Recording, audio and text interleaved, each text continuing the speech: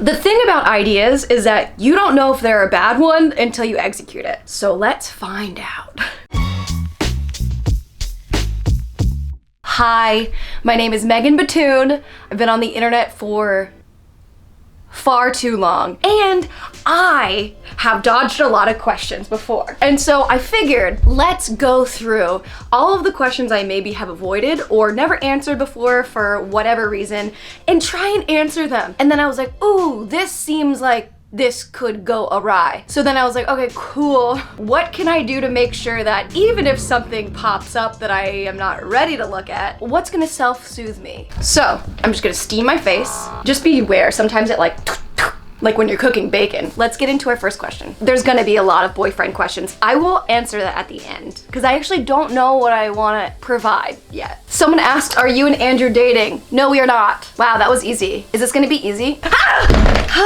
This fell off of my bed and it just like poked me really hard. What are you running from? Honest, none of the self-help BS. That's so sad that you think it's BS. I don't think I'm running from anything. I think I'm running to something. Like, I think I'm working so hard. I mean, obviously the way that I work and the way that I live my life is because of my modeling and conditioning from my childhood. There's a million things there, but if you don't want self-help stuff, we can't even talk about that because that's the only reason why I'm able to be aware of that stuff. To answer your question, I'm not running from, but I'm very excited to like have a family and one day like do so many things off the internet to where I pop in like whenever. I've been doing this for a long time and I'm ready to have a family and I don't want my family on the internet. Also, there's so many people out there that it's not safe to have this much information, and my future children or my future husband, they didn't sign up for that. They didn't start a YouTube channel for a reason. To answer your question, I am walking steadily in the direction of my future. I don't think I'm really running from anything anymore, and that is from the self-help BS. Ooh, what's your relationship with your family now? Oh man, I think I had like played a victim for a lot of my life with my family. Because when I was a kid, when we're all children, we don't really know the reasoning for anything. We're just like filling in the blanks to what we don't know. Like if something hurts us, we don't ask our parents what's up. We internalize that and then we do our own computing in our head to say like, oh, this is because like I'm not good enough, or this is because they don't love me. But that's not the thing. It's not their fault. I mean, of course, like some parents could use more help than others, but no matter how good of a parent you are, there's still gonna be trauma that just happens because that's being human. I think I've just like done a lot of work to understand that the relationship that I had with my parents was just the one that was passed down to me. It's like now I'm old enough to change that narrative. I'm old enough to know like I'm not a victim. So I think like knowing that and giving compassion and understanding to two young 25 and 23-year-olds that didn't know how to raise kids? Oh my God! Of course it's not their fault. Like, I think I was just so hard on them because I was so hurt. There's so many different family dynamics. I'm not saying this works for everyone, but in my experience, right now it's up to me to get over my younger self. And so I think our relationship is getting to the point where I'm very happy with it. Like, I can start being honest. I'm cussing in front of my parents, which was huge. Are you kidding me? Literally, like, I got my mouth washed out with soap because I said asshole. I'm now cussing freely in front of my parents, not as much as I do to my friends, but you know, every little bit is a victory to be a little bit more authentic with the people that raise you. Your parents probably think that you're the same person that you were when you left their house. It's hard to know if you're not around. So like for me, I live across the country from my parents, so they only see me once a year for Christmas. So every time I go back, I kind of do feel like I put myself back into that era and that mindset, and now it's my job to take the reins and go like, no, this is who I am now, and now that I'm old enough, we can be friends. Like there's no longer that dynamic of authority. So I would say good. There's a lot of people that are asking me, what do I do for a living? Two people like almost right next to each other. What do you do for a living next to YouTube? I just wondered what you do for a living as a retired graphic designer. Oh God, see, I told you. Okay, so what do I do? This is a fun question. I guess like revenue streams, like let's talk about them. I should make another whole video on this, but like quickly,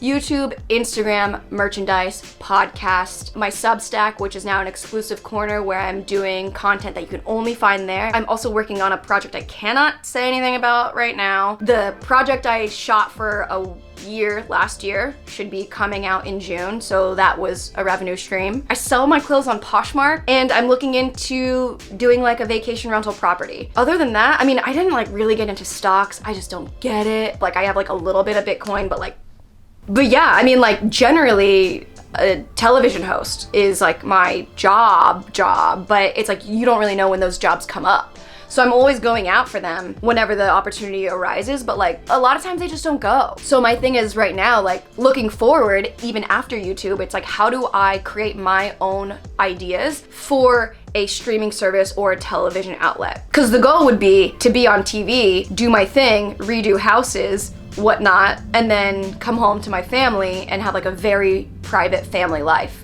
away from Los Angeles. I have a towel I put in the fridge for a little bit, and I cleanse my face with cold water. Now I'm just gonna hold this. Oh, she's cold.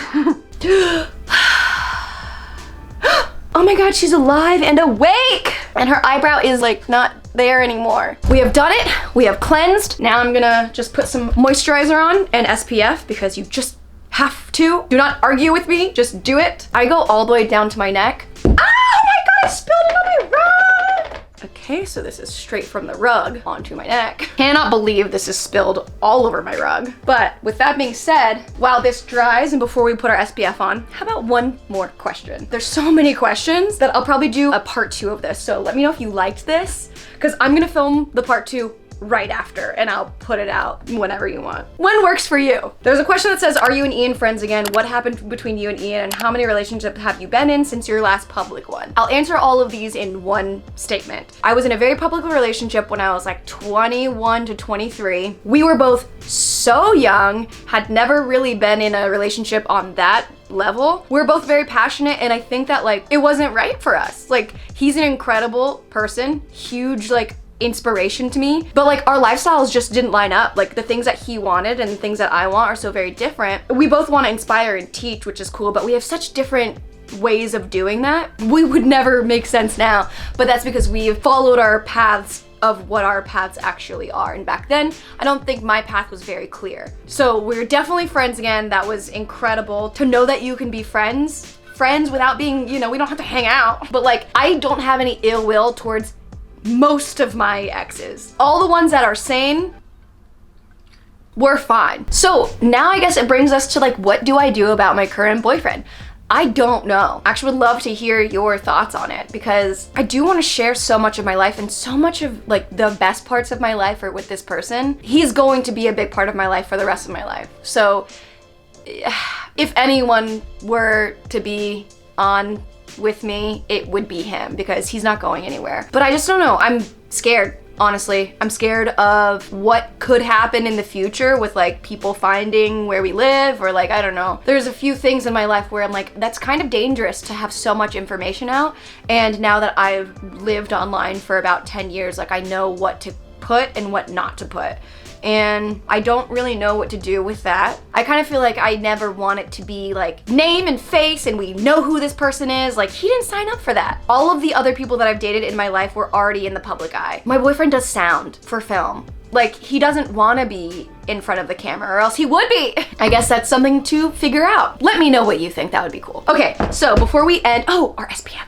We are gonna protect ourselves with SPF, even though we're not going outside, because you can still see the sun in here. The girl is ready. The girl is gonna film part 2 of this. Maybe it'll come out and maybe it won't, and that's what it is to be a creative online. You have no idea what's gonna make it, but you make it anyway. Okay, have a good day with the rest of your day. Have a good time. Do whatever you wanna do today.